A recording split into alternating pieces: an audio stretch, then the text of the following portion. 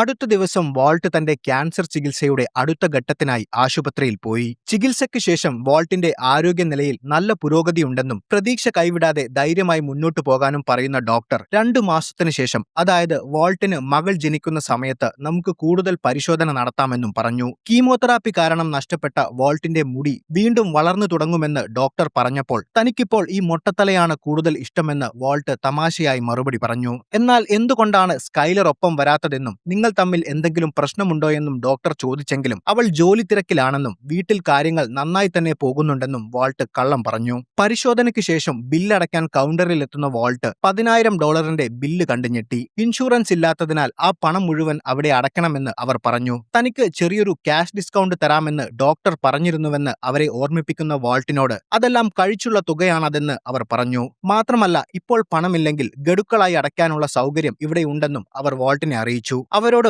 പണം അടയ്ക്കാനുള്ള അവധി വാങ്ങുന്ന വാൾട്ട് തിരികെ വീട്ടിലേക്ക് പോയി. തിരികെ വീട്ടിലെത്തിയപ്പോൾ സ്കൈലർ ഇൻഷുറൻസ് കമ്പനിയുമായി വാൾട്ടിന്റെ ഹോസ്പിറ്റൽ ബില്ലിന്റെ പേരിൽ ഫോണിൽ സംസാരിക്കുകയാണ്. വീടിനകത്ത് സിഗരറ്റിന്റെ മണമുള്ളത് ശ്രദ്ധിക്കുന്ന വാൾട്ട് സിഗരറ്റ് വലിക്കുന്ന ആരെങ്കിലും ഇവിടെ വന്നിരുന്നോ എന്ന് അവളോട് ചോദിച്ചു. ഇല്ല എന്ന് മറുപടി പറയുന്ന സ്കൈലർ കഴിഞ്ഞ ദിവസം വാൾട്ടിനെ കാണാതായ സമയത്ത് 3 ദിവസം ആശുപത്രിയിൽ അഡ്മിറ്റ് ചെയ്തതിന്റെ ബില്ല് വന്നിട്ടുണ്ടെന്നും $13,000 അടയ്ക്കാനുണ്ടെന്നും പറഞ്ഞു. ഈ വലിയ തുക സുഹൃത്തുക്കളായ ഗ്രച്ചനും ഏലിയറ്റും നൽകുമോ എന്ന് സ്കൈലർ ചോദിച്ചപ്പോൾ തീർച്ചയായും അവർ നൽകുമെന്നും താൻ അത് അവരുമായി സംസാരിച്ച് ശരിയാക്കിക്കൊള്ളാമെന്നും വാൾട്ട് അവൾക്ക് ഉറപ്പു നൽകി. എന്നാൽ ഗ്രച്ചനും ഏലിയറ്റും പണം നൽകാമെന്ന് പറഞ്ഞിരുന്നെങ്കിലും ആരുടെ കയ്യിൽ നിന്നും സഹായം സ്വീകരിക്കാൻ താല്പര്യമില്ലായിരുന്ന വാൾട്ട് അവരോട് സഹായം ആവശ്യമില്ലെന്ന് പറഞ്ഞിരുന്നു. സ്കൈലറിനെ സമാധാനിപ്പിക്കാൻ ചികിത്സാ ചിലവുകൾ അവർ നോക്കുമെന്ന് വാൾട്ട് കള്ളം പറഞ്ഞതായിരുന്നു. സ്കൈലർ പോയ ശേഷം ഈ വലിയ തുക താൻ എങ്ങനെ കണ്ടെത്തുമെന്ന ചിന്ത വാൾട്ടിനെ ശരിക്കും വേട്ടയാടി. അന്ന് രാത്രി തന്റെ കയ്യിൽ ബാക്കിയുണ്ടായിരുന്ന പണം പരിശോധിക്കുന്ന വാൾട്ട് ഹോസ്പിറ്റൽ ബില്ലുകൾ അടയ്ക്കാനോ കുടുംബത്തിന്റെ ചിലവുകൾക്കോ തികയുന്ന പണം തന്റെ കയ്യിലില്ല എന്ന് മനസ്സിലാക്കി.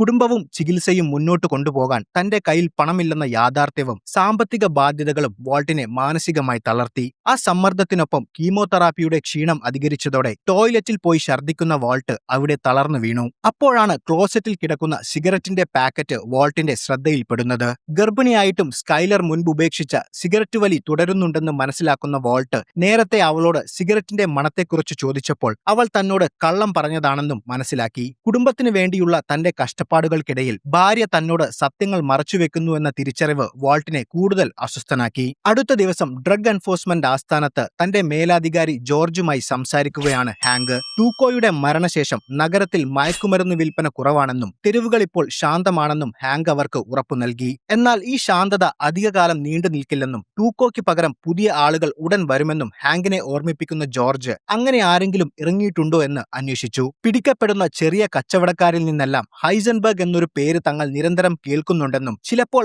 മയക്കുമരുന്ന് ഉപയോഗിക്കുന്നവർക്കിടയിലുള്ള വെറുമൊരു കെട്ടുകഥ മാത്രമായിരിക്കാം അയാളെന്നും ഹാങ്ക് പറയുന്നുണ്ടെങ്കിലും ആരോ എവിടെയോ ഇരുന്ന് അവർ കണ്ടെത്തുന്ന വീര്യം കൂടിയ നീല നിറത്തിലുള്ള മെത്തുണ്ടാക്കുന്നുണ്ടെന്ന് അവർക്കുറപ്പായിരുന്നു. ഇതിനെക്കുറിച്ച് എത്രയും പെട്ടെന്ന് ഒരു അന്വേഷണം തുടങ്ങണമെന്ന് അവർ തീരുമാനിച്ചു.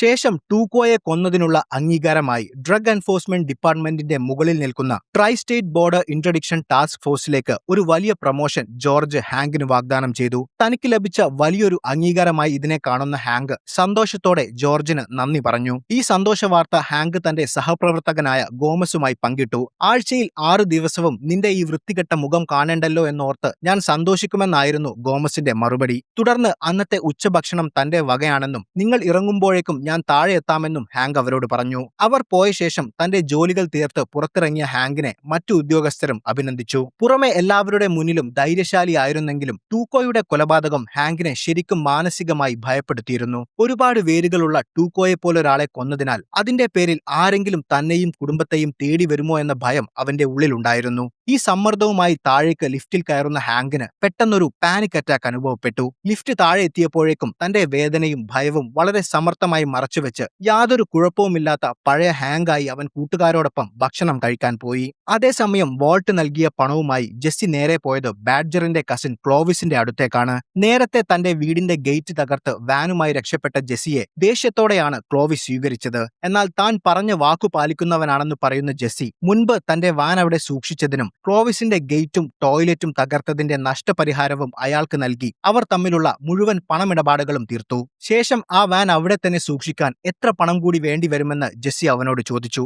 ആഴ്ചയിൽ $500 വാടക തരികയാണെങ്കിൽ തരുമെങ്കിൽ സമ്മതിക്കാമെന്ന് ക്ലോവിസ് മറുപടി നൽകി. ഒരു മാസത്തേക്കുള്ള വാടക, അതായത് $2000 മുൻകൂറായി നൽകാമെന്ന് സമ്മതിക്കുന്ന ജെസ്സിക്ക് ചില നിബന്ധനകൾ ഉണ്ടായിരുന്നു. വാൻ എപ്പോഴും ഗ്യാരേജിന്റെ അകത്ത് തന്നെ ആയിരിക്കണം. എപ്പോൾ വേണമെങ്കിലും ഗേറ്റ് തുറന്ന് ഗ്യാരേജിന്റെ അകത്ത് കയറാൻ അവന് അനുവാദമുണ്ടായിരിക്കണം. അതിലെല്ലാം ക്ലോവിസിന് എതിർപ്പുണ്ടായിരുന്നെങ്കിലും ജെസ്സി വാഗ്ദാനം ചെയ്ത വലിയ തുക മാനിച്ച് അവൻ അതെല്ലാം സമ്മതിച്ചു. ശേഷം ക്ലോവിസിന്റെ ഗ്യാരേജിൽ നിന്നും ഒരു പഴയ കാർ വില കൊടുത്തു വാങ്ങുന്ന ജെസ്സി അതുമായി പുതിയൊരു വീട് കണ്ടുപിടിക്കാനുള്ള യാത്ര ആരംഭിച്ചു. പത്രത്തിലെ പരസ്യത്തിൽ നിന്നും ഒരു വീട് അവൻ കണ്ടുപിടിച്ചു. ഡൊണാൾഡ് എന്നയാളുടെ വീടായിരുന്നു അത്. അയാളുടെ മകൾ ജെയിൻ ജെസ്സിക്ക് വീടും പരിസരവും കാണിച്ചു കൊടുത്തു. താൻ മുൻപ് താമസിച്ചിരുന്നത് ഒരു വലിയ വീട്ടിലായിരുന്നുവെന്നും അവിടുത്തെ കാര്യങ്ങൾ ഒറ്റയ്ക്ക് നോക്കി നടത്താനുള്ള മടുപ്പ് കാരണമാണ് താൻ ഇങ്ങോട്ട് മാറുന്നതെന്നും ജെസ്സി അവളോട് കള്ളം പറഞ്ഞു. വീട്ടിലെ സജ്ജീകരണങ്ങളും സൗകര്യങ്ങളും അവന് പരിചയപ്പെടുത്തുന്നതോടൊപ്പം ഒരു കാര്യം കൂടി ജെയിൻ അവനോട് പറഞ്ഞു. വീടിനുള്ളിൽ പുകവലി, മദ്യപാനം, വളർത്തുമൃഗങ്ങൾ ഒന്നും തന്നെ പാടില്ല. ഇനി അഥവാ ഇതൊക്കെ ചെയ്യണമെങ്കിൽ വീടിന് പുറത്തുപോയി ചെയ്യണമെന്നും അവൾ കർശനമായി പറഞ്ഞു. അതൊന്നും തനിക്ക് പ്രശ്നമില്ലെന്ന് ജെസ്സി പെട്ടെന്ന് തന്നെ സമ്മതിച്ചു. ശേഷം വീട് നൽകുന്നതിനു മുൻപുള്ള മറ്റു നടപടിക്രമങ്ങളിലേക്ക് ജെയിൻ കടന്നു. ജെസ്സിയുടെ ജോലി, നിലവിൽ ജോലി ചെയ്യുന്ന സ്ഥലം, പഴയ മേൽവിലാസം എന്നിവ അവൾ ചോദിച്ചു. എന്നാൽ ഇതൊന്നുമില്ലാത്ത ജെസ്സി എന്ത് പറയണമെന്നറിയാതെ അവളുടെ മുന്നിൽ പതറി. തൽക്കാലം താൻ ജോലി നഷ്ടപ്പെട്ട അവസ്ഥയിലാണെന്നും ഉടൻ ജോലി കിട്ടുമെന്നും അവൻ പറഞ്ഞെങ്കിലും അവൾക്കത് വിശ്വാസമായില്ല. അങ്ങനെയെങ്കിൽ വീട് നൽകാൻ കഴിയില്ലെന്ന് അവൾ തീർത്തു പറഞ്ഞു. എന്നാൽ വേറെ വഴിയില്ലാതിരുന്ന ജെസ്സി തന്റെ കയ്യിൽ പണമുണ്ടെന്നും താൻ കൃത്യമായി വാടക നൽകിക്കൊള്ളാമെന്നും അവളോട് അപേക്ഷിച്ചു. എന്നാൽ ഈ വീട് തന്റെ അച്ഛന്റേതാണെന്നും താൻ ഇത് നോക്കി നടത്തുക മാത്രമാണെന്നും പറയുന്ന ജെയിൻ തന്റെ അച്ഛൻ ഇത്തരം കാര്യങ്ങളിൽ ഒരു വിട്ടുവീഴ്ചയും ചെയ്യാത്ത ആളാണെന്നും അതുകൊണ്ട് തന്നെ കൃത്യമായ രേഖകളില്ലാതെ ഒന്നും നടക്കില്ലെന്നും അവൾ പറഞ്ഞു. അതോടെ ജെസ്സി തന്റെ യഥാർത്ഥ അവസ്ഥ അവളോട് പങ്കുവച്ചു. അച്ഛന്റെയും അമ്മയുടെയും പ്രതീക്ഷകൾക്കൊത്ത് ജീവിക്കാൻ കഴിയാത്തതുകൊണ്ട് ഞാൻ അവർക്കൊരു ബാധ്യതയായി. അവരെന്നെ വീട്ടിൽ നിന്നും ഇറക്കി വിടുകയും ചെയ്തു. പക്ഷേ ഞാൻ നല്ലൊരു മനുഷ്യനാണ്. നിങ്ങൾക്ക് എല്ലാ മാസവും കൃത്യസമയത്ത് തന്നെ ഞാൻ വാടക നൽകും. ഞാനൊരു പ്രശ്നവും ഉണ്ടാക്കില്ല. നിങ്ങൾക്കെന്നെ പൂർണ്ണമായും വിശ്വസിക്കാം. നിസ്സഹായനായ ജെസ്സിയുടെ ഈ വാക്കുകൾ കേൾക്കുന്ന അവൾ കുറച്ചുനേരം നിശബ്ദയായി. അങ്ങനെയെങ്കിൽ മാസം $100 അധികം വാടക നൽകേണ്ടി വരുമെന്ന് അവൾ പറഞ്ഞതും ജെസ്സി അത് സമ്മതിച്ചു. എല്ലാ നിബന്ധനകളും സമ്മതിച്ച ജെസ്സിക്ക് ഒപ്പിടാനായി അവൾ തയ്യാറാക്കിയ കരാർ നൽകി. അവൻ സ്വന്തം പേരായ ജെസ്സി പിങ്ക്മാൻ എന്നതിനു പകരം ജെസ്സി ജാക്സൺ എന്ന കള്ളപ്പേരാണ് അവിടെ നൽകിയത്. അതേസമയം പ്രൊമോഷൻ ലഭിച്ച ശേഷം ഒരു ദിവസം ലീവ് എടുക്കുന്ന ഹാങ്ക് തന്റെ വീട്ടിലെ ഗ്യാരേജിൽ ബിയർ ഉണ്ടാക്കുകയാണ്. അവിടേക്ക് വരുന്ന മേരിക്ക് ഹാങ്കിന്റെ ഈ പ്രവൃത്തികൾ ഒട്ടും ഇഷ്ടപ്പെടുന്നുണ്ടായിരുന്നില്ല.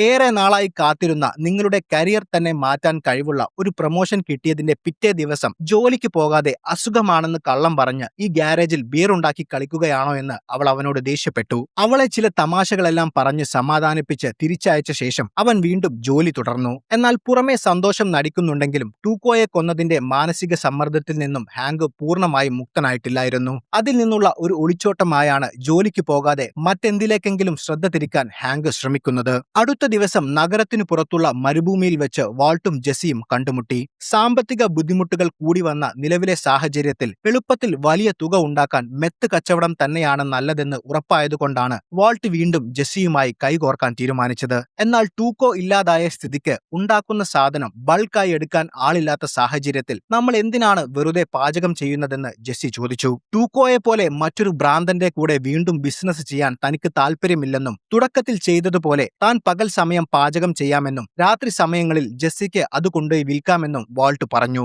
എന്നാൽ ഇത് കേട്ട ജെസ്സിക്ക് ശരിക്കും ദേഷ്യം വന്നു. തെരുവിൽ പോയി കഷ്ടപ്പെട്ട് മയക്കുമരുന്ന് വിൽക്കേണ്ടത് ഞാൻ മാത്രമാണ്. പോലീസിന്റെ കണ്ണിൽ നോട്ടപ്പുള്ളിയാണ് ഞാനിപ്പോൾ. വീട്ടുവാടകയും മറ്റു ചിലവുകളും അടക്കം ഒരുപാട് പണം ആവശ്യമുള്ള ഈ ഘട്ടത്തിൽ ചെറിയൊരു തുകയ്ക്ക് വേണ്ടി ഇത്രയും വലിയ റിസ്ക് ഒറ്റയ്ക്കെടുക്കാൻ എന്നെക്കൊണ്ടാവില്ലെന്ന് അവൻ തീർത്തു പറഞ്ഞു. ഇത് കേൾക്കുന്ന വാൾട്ട് തന്റെ ക്യാൻസർ ചികിത്സയും ടൂക്കോയുടെ തട്ടിക്കൊണ്ടുപോവൽ അസുഖത്തിന്റെ ഭാഗമാക്കാൻ വേണ്ടി വന്ന ചിലവുകളും കഴിഞ്ഞപ്പോൾ തന്റെ കയ്യിൽ ജീവിക്കാനുള്ള പണം പോലും ഇല്ലെന്നും നമുക്ക് മുന്നിൽ ഈ പ്ലാൻ അല്ലാതെ വേറെ വഴിയില്ലെന്നും അവനോട് പറഞ്ഞു. അങ്ങനെയെങ്കിൽ തന്റെ കയ്യിൽ മറ്റൊരു പ്ലാൻ ഉണ്ടെന്ന് ജെസ്സി വാൾട്ടിനോട് പറഞ്ഞു. ഇടനിലക്കാരെ ഒഴിവാക്കി ടൂക്കോ ചെയ്ത പോലെ നമുക്ക് നമ്മുടേതായ ഡിസ്ട്രിബ്യൂഷൻ ആരംഭിക്കാമെന്നും നമ്മുടെ കീഴിൽ നിന്നുകൊണ്ട് തെരുവുകളിൽ സാധനം മൊത്തമായും ചില്ലറയായും വിൽക്കാൻ പറ്റിയ ചിലരെ തനിക്കറിയാമെന്നും അതുവഴി സ്വന്തമായി ഒരു നെറ്റ്വർക്ക് ഉണ്ടാക്കാമെന്നും ജെസ്സി പറഞ്ഞു. മുകളിൽ സുരക്ഷിതരായിരുന്നു കൊണ്ട് പാചകവും വിതരണവും മാത്രം നമ്മൾ നിയന്ത്രിച്ചാൽ മതിയാകുമെന്നും അതാവുമ്പോൾ പോലീസിന്റെ മുൻപിലോ പബ്ലിക്കിന്റെ മുന്നിലോ നമ്മൾ ഒരിക്കലും വരില്ലെന്നും അവൻ പറഞ്ഞു. എന്നാൽ തനിക്ക് പരിചയമില്ലാത്ത ആളുകളെ ഈ ബിസിനസ്സിലേക്ക് കൊണ്ടുവരുന്നതിനോട് വാൾട്ടിന് താല്പര്യമില്ലായിരുന്നു. അതുകൊണ്ട് ഈ പ്ലാൻ നടക്കില്ലെന്ന് വാൾട്ട് തീർത്തു പറഞ്ഞു. ഇത് കേട്ട ജെസ്സിക്ക് ശരിക്കും ദേഷ്യം വന്നു. തുടക്കത്തിൽ ചെറിയ അളവിലാണെങ്കിലും കച്ചവടം നടക്കുകയും പണം കിട്ടുകയും ചെയ്തിരുന്നു. നിങ്ങളുടെ ആർത്തി കാരണമാണ് ടൂക്കോയെ പരിചയപ്പെട്ടതും ഈ കണ്ട ദുരന്തം മുഴുവൻ സംഭവിച്ചതും. അതുകൊണ്ട് ഇത്തവണ തന്റെ രീതിയിൽ കാര്യങ്ങൾ നടക്കണമെന്നും അല്ലെങ്കിൽ ഈ പരിപാടിയിൽ നിന്നും പൂർണ്ണമായി പിന്മാറുമെന്നും ജെസ്സി തീർത്തു പറഞ്ഞു. എന്ത് ചെയ്യണമെന്നറിയാതെ നിന്ന വാൾട്ടിന്റെ മുഖത്തു നോക്കി അവൻ മറ്റൊരു കാര്യം കൂടി പറഞ്ഞു. എനിക്ക് നിങ്ങളെ ആവശ്യമുള്ളതിനേക്കാൾ കൂടുതൽ നിങ്ങൾക്ക് എന്നെ ആവശ്യമുണ്ട് വാൾട്ട്. അന്നുവരെ മിസ്റ്റർ വൈറ്റ് എന്ന് മാത്രം തന്നെ വിളിച്ചിരുന്ന ജെസ്സി തന്നെ വാൾട്ട് എന്ന് വിളിച്ചത് വാൾട്ടിന് വിശ്വസിക്കാനായില്ല.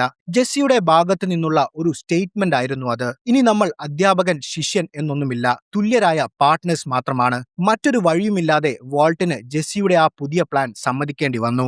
അന്ന് രാത്രി ജെസ്സി തന്റെ പുതിയ വീട്ടിലേക്ക് സുഹൃത്തുക്കളായ സ്കിന്നി പീറ്റിനെയും കോംബോയെയും ബാഡ്ജറിനെയും വിളിച്ചു വരുത്തി. പുതിയ വീടും മറ്റും അവർക്ക് പരിചയപ്പെടുത്തുന്ന ജെസ്സി അവരോട് കാലിയായി കിടക്കുന്ന ആ വീടിന്റെ ഉൾവശം താൻ എങ്ങനെയൊക്കെയാണ് മോടി പിടിപ്പിക്കാൻ പോകുന്നതെന്ന് വിവരിച്ചു. അടിക്കാനൊന്നുമില്ലേ എന്ന് ചോദിക്കുന്ന ബാഡ്ജറിനോട് മദ്യപാനം, മയക്കുമരുന്ന്, പുകവലി ഒന്നും ഇവിടെ നടക്കില്ലെന്നും ഞാൻ പ്രധാനപ്പെട്ട മറ്റൊരു കാര്യം പറയാനാണ് നിങ്ങളെ വിളിച്ചതെന്നും പറഞ്ഞു. ശേഷം കാര്യത്തിലേക്ക് കടക്കുന്ന ജെസ്സി തന്റെ പുതിയ ബിസിനസ് പ്ലാൻ അവരുടെ മുന്നിൽ അവതരിപ്പിച്ചു. താൻ ഓരോ ഔൺസ് മെത്ത് വീതം അവർക്ക് ഓരോരുത്തർക്കും നൽകും. അത് $2500 വിറ്റ ശേഷം അതിൽ $2000 തനിക്ക് നൽകണമെന്നും ബാക്കി $500 അവർക്ക് കമ്മീഷനായി എടുക്കാമെന്നും പറഞ്ഞു. സാധനത്തിൽ മായം ചേർക്കാനോ വെട്ടിപ്പുകൾ നടത്താനോ പാടില്ലെന്നും താൻ നൽകുന്നതുപോലെ ശുദ്ധമായ രൂപത്തിൽ തന്നെ അത് വിൽക്കണമെന്നും അവൻ പറഞ്ഞു. എന്നാൽ നിലവിൽ $1800 ആണ് ഒരു ഔൺസിന് വിലയെന്നും 2500 എന്നത് വലിയൊരു തുകയാണെന്നും അവർ പറഞ്ഞപ്പോൾ നമ്മുടെ സാധനം ഇന്ന് മാർക്കറ്റിൽ കിട്ടുന്ന ഏറ്റവും മികച്ചതാണെന്നും നിലവിൽ സാധനത്തിന് ക്ഷാമമുള്ള ഈ സമയത്ത് ആരും വില ചോദിക്കില്ലെന്നും ജെസ്സി അവരെ പറഞ്ഞു മനസ്സിലാക്കി. അവർക്ക് ഇഷ്ടമുള്ള രീതിയിൽ ചെറിയ അളവുകളാക്കി വിൽക്കാമെന്നും പക്ഷെ തനിക്ക് കിട്ടേണ്ട $2000 കൃത്യമായി കിട്ടിയിരിക്കണമെന്ന് പറയുന്ന ജെസ്സി പണം കുറച്ചാലോ സാധനത്തിൽ മായം ചേർത്താലോ യാതൊരു വിട്ടുവീഴ്ചയും ഉണ്ടാകില്ലെന്നും അവരെ ഈ പണിയിൽ നിന്നും ഒഴിവാക്കുമെന്നും അവൻ കർശനമായി താക്കീത് നൽകി. ഇതവർക്ക് ലഭിക്കുന്ന വലിയൊരു അവസരമാണെന്നും ഇതിൽ നിന്ന് എത്രത്തോളം വളരണമെന്ന് തീരുമാനിക്കുന്നത് നിങ്ങളാണെന്നും പറഞ്ഞ് അവരെ മോട്ടിവേറ്റ് ചെയ്യുന്ന ജെസ്സി ഈ വീട്ടിൽ വെച്ച് യാതൊരു ഇടപാടുകളും പാടില്ലെന്നും വ്യക്തമാക്കി. തന്റെ കയ്യിൽ ആവശ്യത്തിന് സാധനമുണ്ടെന്നും വേഗത്തിൽ വിറ്റാൽ ഇനിയും കൂടുതൽ നൽകാമെന്നും അവൻ അവർക്ക് ഉറപ്പു നൽകി. വലിയൊരു ബിസിനസ് തുടങ്ങുന്നതിന്റെ സന്തോഷത്തിലും ആവേശത്തിലും അവർ കൈകൊടുത്തു പിരിഞ്ഞു. അടുത്ത ദിവസം ഹാങ്കിന്റെ വീട്ടിൽ പ്രമോഷൻ ലഭിച്ചതിന്റെ പേരിൽ ഒരു പാർട്ടി നടക്കുകയാണ്. വാൾട്ടും കുടുംബവും മാത്രമാണ് പാർട്ടിയിൽ ഉണ്ടായിരുന്നത്. അവർ ഒരുമിച്ചിരുന്ന് ഭക്ഷണം കഴിക്കുന്നതിനിടയിൽ വാൾട്ടും കുടുംബവും ഹാങ്കിനെ അഭിനന്ദിച്ചു. എന്നാൽ പ്രമോഷന് ശേഷം ഹാങ്കിന് പോകേണ്ട എൽ പാസോയെക്കുറിച്ച് മേരിക്ക് വലിയ താല്പര്യമുണ്ടായിരുന്നില്ല. ക്രിമിനലുകൾ നിറഞ്ഞ ഒരു മോശം സ്ഥലമാണതെന്ന് പറയുന്ന മേരി അവൾക്ക് വാഷിംഗ്ടൺ നഗരമാണ് താല്പര്യമെന്നും എൽ പാസോയിൽ നിന്നും മാറ്റം വാങ്ങി നമുക്ക് വാഷിംഗ്ടണിലേക്ക് താമസം മാറാമെന്നും പറഞ്ഞു. ഇതിനിടയിൽ അവരുടെ സംസാരങ്ങളിലൊന്നും വലിയ താല്പര്യം കാണിക്കാതെ സ്കൈലർ വീടിനകത്തേക്ക് പോയി. അവളുടെ പിന്നാലെ പോയ മേരിയോട് തന്നോട് പറഞ്ഞ കള്ളങ്ങൾക്കും കടയിൽ നിന്നും മോഷ്ടിച്ച സാധനങ്ങൾ സമ്മാനമായി തന്നതിനും തന്നോട് മാപ്പ് പറയാൻ സ്കൈലർ ആവശ്യപ്പെട്ടു. ഒന്നും അറിയാത്ത പോലെ മേരി എന്തിനാണെന്ന് ചോദിച്ചപ്പോൾ സ്കൈലർ വീണ്ടും അത് ആവർത്തിച്ചു. സ്കൈലറിന്റെ ദേഷ്യവും വാശിയും കണ്ട മേരി ഒടുവിൽ കരഞ്ഞുകൊണ്ട് അവളോട് മാപ്പ് ചോദിച്ചു. അതേസമയം വാൾട്ടർ ജൂനിയർ ഹാങ്കിനോട് ടൂക്കോയുമായി നടന്ന വെടിവെപ്പിനെ കുറിച്ച് ചോദിച്ചു. ആ സംഭവത്തിന്റെ കൂടുതൽ വിവരങ്ങൾ അറിയാൻ അവന് വലിയ ആകാംക്ഷയുണ്ടായിരുന്നു. അന്ന് നടന്ന സംഭവങ്ങൾ അവന് വിശദീകരിക്കുന്നതിനിടയിൽ ഇത്തരം ക്രിമിനലുകൾ എവിടെ നിന്നാണ് വരുന്നതെന്നും അവരെ ഇങ്ങനെയാക്കി മാറ്റുന്നത് എന്താണെന്നും അവൻ ഹാങ്കിനോട് ചോദിച്ചു. പൂർണ്ണമായും അതിനൊരു ഉത്തരം നൽകാൻ ഹാങ്കിന് കഴിഞ്ഞില്ല.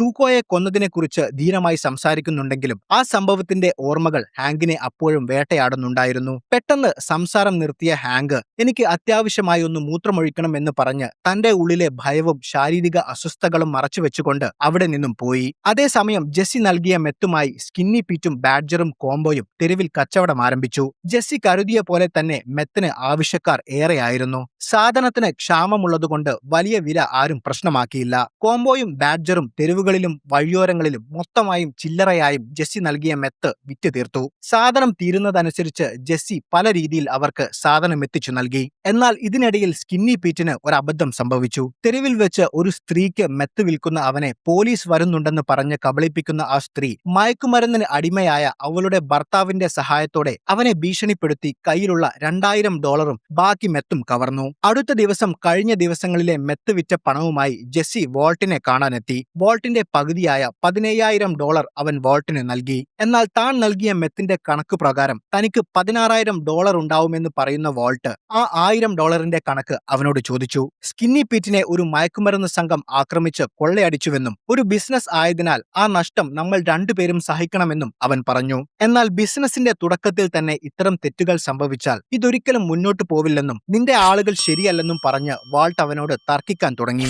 ഏതൊരു ബിസിനസ്സിലും ഇത്തരം നഷ്ടങ്ങൾ സ്വാഭാവികമാണെന്ന് പറയുന്ന ജെസ്സി വെറും ഒരു $1000 പേരിൽ നിങ്ങൾ എന്തിനാണ് ഈ പ്രശ്നമുണ്ടാക്കുന്നതെന്ന് ചോദിച്ചു. ചോദിച്ചു. ശേഷം വാൾട്ടിന്റെ കണക്ക് പറച്ചിൽ കേട്ട് മടുത്ത ജെസ്സി തന്റെ കയ്യിൽ നിന്നും $1000 എടുത്ത് വാൾട്ടിന് കൊടുത്തു. എന്നാൽ അതല്ല തനിക്ക് വേണ്ടതെന്നും നീ കാര്യങ്ങൾ കൂടുതൽ ധൈര്യത്തോടെയും ശ്രദ്ധയോടെയും ചെയ്യാനാണ് താൻ പറയുന്നതെന്നും വാൾട്ട് പറഞ്ഞു. എന്നാൽ ദിവസവും രാത്രിയാകുമ്പോൾ കുടുംബത്തിനൊപ്പം സുരക്ഷിതമായി ഉറങ്ങുന്ന നിങ്ങൾക്ക് തെരുവിൽ റിസ്ക് എടുത്തു നിൽക്കുന്ന ഞങ്ങളുടെ ബുദ്ധിമുട്ടുകൾ മനസ്സിലാകില്ലെന്നും പറഞ്ഞ് ജെസ്സി വാൾട്ടിനോട് തർക്കിച്ചു. തെരുവിൽ സാധനം നീ വിൽക്കാമെന്നും ഞാൻ മെത്തുണ്ടാക്കിയാൽ മാത്രം മതിയെന്നും തീരുമാനിച്ചത് നീ തന്നെയല്ലേ എന്ന് വാൾട്ട് അവനോട് തിരിച്ചും ചോദിച്ചു. ജെസ്സിയുമായി ആ സംസാരം അവിടെ അവസാനിപ്പിച്ച ശേഷം വാൾട്ട് തിരികെ വീട്ടിലേക്ക് പോയി. വീട്ടിലെത്തിയപ്പോൾ ഭക്ഷണം കഴിച്ചുകൊണ്ടിരിക്കുന്ന ഭാര്യയോട് മകൻ എവിടെ പോയെന്ന് വാൾട്ട് ചോദിച്ചു. അവൻ സുഹൃത്തിനൊപ്പം പുറത്തെവിടെയോ പോയതാണെന്നും രാത്രി 9 മണിയാകുമ്പോൾ തിരിച്ചെത്തുമെന്നും അവൾ പറഞ്ഞു. സ്വന്തം മകൻ എവിടെയാണെന്ന് നീ എന്തുകൊണ്ട് അന്വേഷിച്ചില്ല എന്ന് പറഞ്ഞ് വാൾട്ട് അവളോട് ദേഷ്യപ്പെട്ടു. മകൻ എവിടെയാണെന്ന് ഞാൻ മാത്രമല്ല അന്വേഷിക്കേണ്ടതെന്നും നിങ്ങൾക്കും അന്വേഷിക്കാമെന്നും അവൾ മറുപടി പറഞ്ഞു.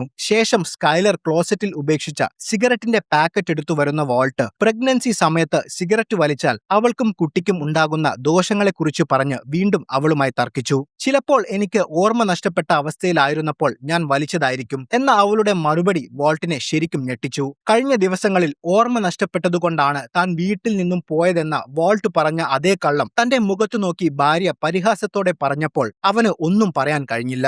സ്കൈലറിന് തന്നെക്കുറിച്ച് പല സംശയങ്ങളും ഉണ്ടെന്ന് അറിയാമായിരുന്നെങ്കിലും അവൾ മനഃപൂർവ്വം തന്നോട് പകരം ചോദിക്കുകയാണെന്ന് വാൾട്ടിന് അപ്പോഴാണ് മനസ്സിലായത്. അതോടെ കുടുംബത്തിലെ പ്രശ്നങ്ങളും ബിസിനസ്സിലെ പ്രതിസന്ധികളും കൂടിയായപ്പോൾ എന്തും നേരിടാൻ തയ്യാറാവുന്ന ഒരു മാനസികാവസ്ഥയിലേക്ക് എത്തുന്ന വാൾട്ട് നേരെ ജെസ്സിയുടെ അടുത്തേക്ക് പോയി. തന്റെ കയ്യിലുള്ള തോക്ക് ജെസ്സിക്ക് കൊടുക്കുന്ന വാൾട്ട് സ്കിന്നി പീറ്റിനെ കൊള്ളയടിച്ചവരെ വെറുതെ വിട്ടാൽ എളുപ്പത്തിൽ കൊള്ളയടിക്കാനും പറ്റിക്കാനും സാധിക്കുന്ന ഒരു ടീമാണ് നമ്മളെന്ന് മയക്കുമരുന്ന് ഉപയോഗിക്കുന്ന എല്ലാവരും കരുതുമെന്നും അതുകൊണ്ട് ഇനിയൊരു പ്രശ്നമുണ്ടാകാതിരിക്കാൻ അവരെ തീർത്ത് കളഞ്ഞ് മറ്റുള്ളവർക്ക് നമ്മൾ ശക്തരാണെന്ന് ഒരു മുന്നറിയിപ്പ് നൽകാനും വാൾട്ട് അവനോട് പറഞ്ഞു. ടൂക്കോയെപ്പോലെ തന്നെയും കണ്ണിൽ ചോരയില്ലാത്ത ഒരു ഡ്രഗ് ഡീലറാക്കി മാറ്റാനുള്ള വാൾട്ടിന്റെ ഈ ശ്രമത്തിനു മുന്നിൽ ഒരു ഉത്തരം നൽകാൻ ജെസ്സിക്ക് കഴിഞ്ഞില്ല. അതേസമയം ആ രാത്രി തന്റെ വീട്ടിൽ ഉറങ്ങുകയായിരുന്ന ഹാങ്ക് പുറത്ത് ചില വെടിയൊച്ചകൾ കേട്ടു. ആകെ ഭയന്നുപോയ ഹാങ്ക് തന്റെ തോക്കുമായി വീടിന്റെ പുറത്തേക്കിറങ്ങി. ഗ്യാരേജിന്റെ അടുത്തുനിന്നും വീണ്ടും വെടിയൊച്ച കേട്ട ഹാങ്ക് ഗ്യാരേജിൽ കയറിയതും നേരത്തെ അവൻ തയ്യാറാക്കിയ ബിയർ ബോട്ടിലുകൾ ശരിക്കും മുറുക്കാത്ത കാരണം പൊട്ടിത്തെറിക്കുന്ന ശബ്ദമായിരുന്നു അത്. ടൂക്കോയുടെ ബന്ധുക്കളോ കൂട്ടാളികളോ തന്നെ കൊല്ലാൻ വന്നതാണെന്ന് ഹാങ്ക് ഉറപ്പിച്ചിരുന്നു. അതോടെ അടുത്ത ദിവസം തന്റെ കയ്യിലുണ്ടായിരുന്ന ടൂക്കോയുടെ സ്വർണ്ണപ്പല്ലുകൾ അടുത്തുള്ള ഒരു തടാകത്തിൽ ഹാങ്ക് കൊണ്ടുപോയി കളഞ്ഞു. മാനസിക സമ്മർദ്ദം ഒഴിവാക്കാൻ ടൂക്കോയുമായി ബന്ധപ്പെട്ട എല്ലാം തന്റെ കയ്യിൽ നിന്നും ഒഴിവാക്കുകയായിരുന്നു ഹാങ്ക്.